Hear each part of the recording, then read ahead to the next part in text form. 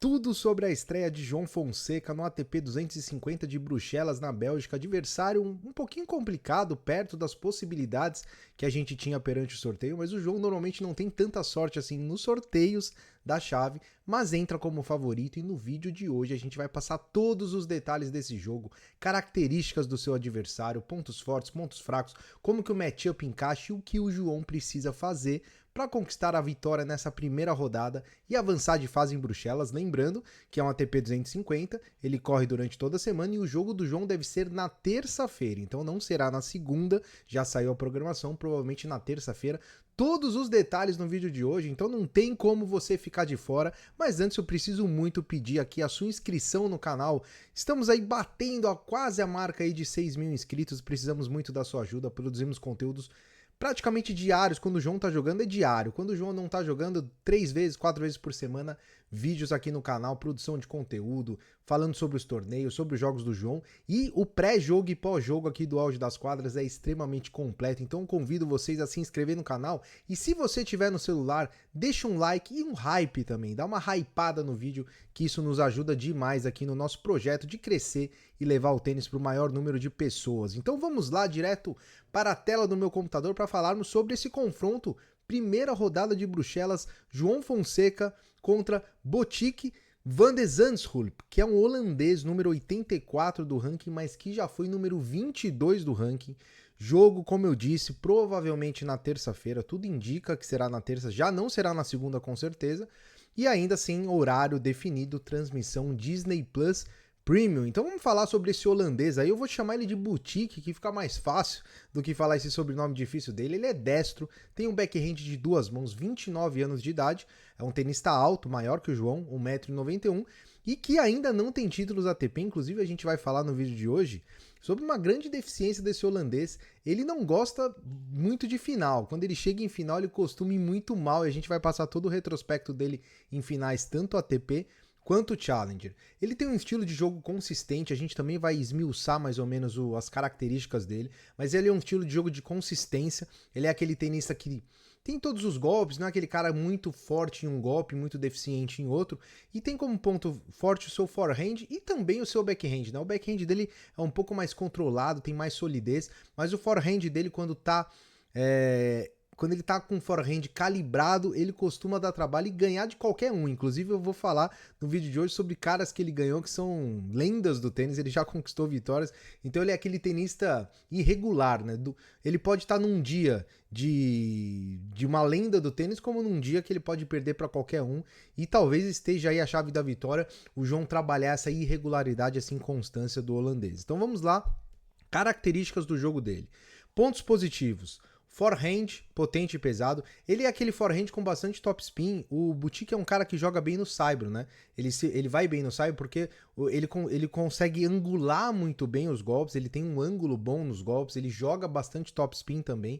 Ele é um cara que, apesar de não utilizar muito, ele sabe variar o jogo. Então, bolas profundas, sabe dar uma curtinha. Então, ele é um cara, assim, tecnicamente falando, muito bom, só que ele não utiliza muito desses golpes, né? Ele é um cara mais padrão ali na troca de bolas, ele não gosta muito daquelas trocas longas, né? Ele costuma querer definir o ponto mais rapidamente, normalmente com poucas ou médias trocas de bola, né? A gente também vai falar um pouco sobre isso.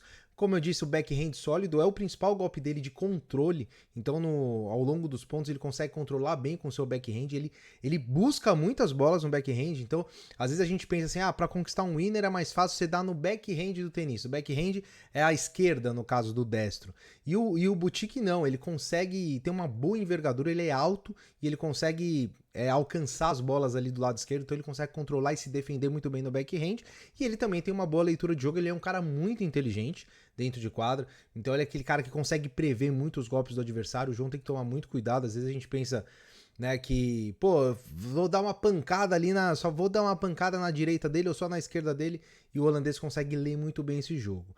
Quais são os pontos aí que o João tem que focar como negativos do holandês? Primeiro, oscilação mental, né? Eu dei o exemplo aqui das finais, né? Ele realmente vai muito mal em final, e em muitos jogos que ele já teve match points, ele chegou a perder jogos jogando muito bem, chega até o match point e dá aquela desligada, né? É o que a gente chama no tênis de dar aquela implodida, né? O cara implode. mentalmente, e acontece muito isso com ele tem algumas oscilações mentais, então quando o jogo tá muito a favor dele, isso costuma ser positivo, mas quando o jogo começa a ir para um ponto que ele já não tem tanto controle, ele começa a realmente ficar muito mais irregular, né? Então ele oscila demais mentalmente, às vezes falta agressividade para ele, então ele tem agressividade em alguns pontos, mas ele não tem aquela constância na agressividade, e acho que o principal, o ponto vulnerável tecnicamente falando do jogo dele, é o segundo saque. Ele tem um segundo saque muito mais lento que a média, né? Então ele costuma ser muito atacado no segundo saque, e o João é um jogador inclusive que gosta de se aproveitar dessa situação, ele gosta de ir para cima do segundo saque do adversário, então pode ser uma grande arma. Se o Boutique não tiver com o primeiro saque ali em dia, o segundo saque é o grande ponto aí, a grande chave para o João conquistar a vitória nesse jogo contra o holandês. Quando a gente fala em números, ele não vive o seu melhor momento atualmente, né? Ele que já teve grandes conquistas, não de títulos, mas conquistas de resultados, né? E agora eu vou falar dos caras que ele já ganhou. Ele já ganhou, por exemplo, agora em março de 25, ele ganhou nada mais nada menos do que o Djokovic em Indian Wells. Piso duro, que é onde ele se sai melhor, não o indoor, mas o outdoor. Mas ele é um cara mais eclético, porque ele tem todos os golpes, então ele consegue se virar bem em todas as quadras. Ele foi lá e meteu 2-1 no Djokovic, 6-2, 3-6, 6-1 em Indian Wells desse ano. No ano passado, ele simplesmente eliminou o Alcaraz do US Open por 3-0, 6-1, 7-5, 6-4. Então olha que vitória absurda. Ele também já ganhou do Fritz em Munique, no Saibro de Munique. Ele ganhou do Casper Ruud no Masters de Miami. Tudo top 10, tá? Tudo isso aqui que eu tô falando é top 10. Já ganhou do Cameron Norrie na Davis Cup. Ganhou também do Casper Ruud mais uma vez em Munique.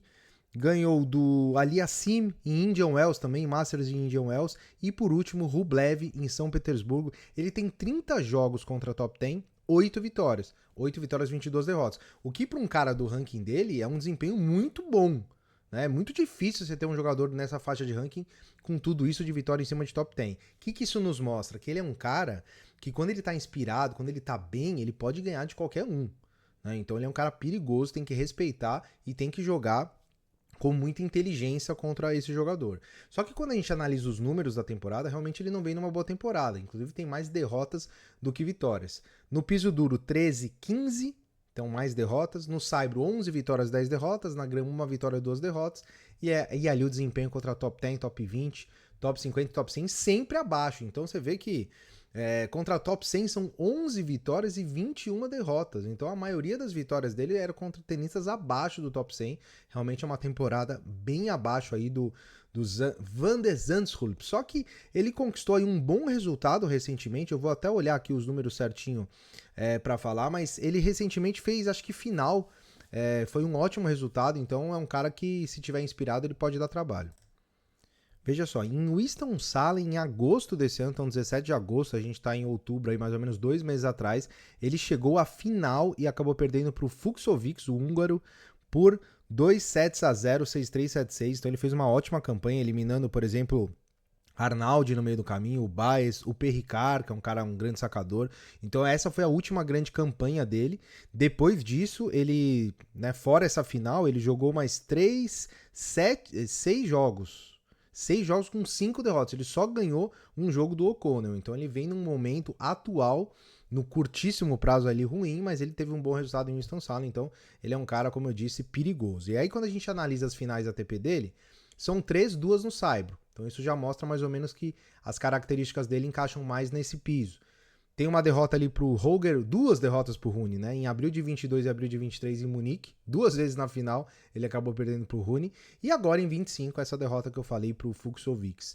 E quando a gente olha o desempenho dele em Challenger, é também muito preocupante o desempenho em final. Somente um título, que foi na primeira final dele em outubro de 19 contra o Zapata Miralles em Hamburgo, um Challenger de Hamburgo, e depois ele acaba perdendo aí pro Mahat, pro Husler, pro Griexpor, pro Baena e pro Collinon, 5 vice-campeonatos seguidos, e esses 2 últimos ainda em 2024, então não é nem que ele fez a transição para a ATP e não disputou mais Challenger, ele continuou disputando Challenger e mesmo assim não conquistou os títulos, porque ele, se você for ver aí, ó, Em 23 ele perdeu ali a final do ATP pro Rune de Munique. Em 24 ele estava jogando final de Challenger e perdendo de novo. Então ele é um cara que tem essa dificuldade quando chega nesses momentos aí. Então por isso a gente chegou nessa conclusão aí da nota final do Boutique, 54. 54, analisamos o matchup. Por que matchup 4? Não sei se vocês se lembram, o João enfrentou esse mesmo jogador ano passado na Copa Davis e conquistou uma grande vitória, jogando demais, numas condições bem parecidas com as condições que ele vai disputar em Bruxelas. Então, é mais ou menos levar o que aconteceu naquele jogo, né? Claro que Copa Davis é bem diferente de ATP, tem alguns jogadores que jogam muito melhor ATP do que Davis e vice-versa. Então a gente não pode também levar isso só como em consideração, mas na análise de matchup, acredito eu que não é um matchup tão complicado, porque primeiro, o Boutique não é aquele grande sacador, né? Ele tem um bom primeiro saque, né? Na média, assim, um bom primeiro saque, mas o segundo saque dele, né, é vulnerável e o João pode atacar aí. Segundo ponto, ele é aquele cara de troca de bolas? Só que ele não é aquele cara que, apesar de saber se defender, que usa isso como a chave do jogo dele, né? Ele é um jogador que sabe se defender, troca bem bolas, mas as trocas muito longas ele não gosta muito. Então é aquele jogo que se o João tiver agressividade e conseguir ir pro winner rapidamente, provavelmente ele vai conseguir ganhar muitos pontos do Boutique nessas pequenas trocas de bola. É óbvio que eu acho que pro João também não é muito bom as trocas longas, até porque nesse tipo de quadra, de condição, os pontos tendem a não durar muito também. Então não é aquele matchup complicado, não é um canhoto, não é um sacador, não é um cara que fica subindo a rede toda hora, não é um cara que fica variando o jogo demais, assim, excessivamente. Então é um matchup que dá pro João conquistar, assim, a vitória. Inclusive eu acho que o João é favorito aí, daria uns 60% de favoritismo para o João. Técnica 7, né? É um cara com uma boa técnica. Momento 5, porque apesar de estar mal aí nos últimos jogos, ele vem de final aí nos últimos 2 meses. E experiência 7, é um cara experiente, já jogou contra os melhores tenistas do mundo, o que dá aí uma nota de 54 para o Boutique van de Zandschulp, holandês, número 84 do ranking. E eu quero saber a sua opinião, se você gostou da nossa análise, se você concorda que esse holandês aí é um cara que tem que ser respeitado, mas se o João entra como favorito. Eu quero saber a sua opinião, escreva aí nos comentários, faça parte do nosso clube de membros, vem pro WhatsApp, a gente acompanha os jogos. Inclusive, estávamos acompanhando agora em tempo real o jogo da Naná, que conquistou o seu primeiro título profissional. A gente vai fazer um vídeo sobre isso também. Então, seja membro aí do canal, contribua com a gente, que vale a pena demais, certo? Um grande abraço a todos, um ótimo final de domingo para todo mundo e boa sorte pro João em Bruxelas. Nos vemos no próximo vídeo. Até mais.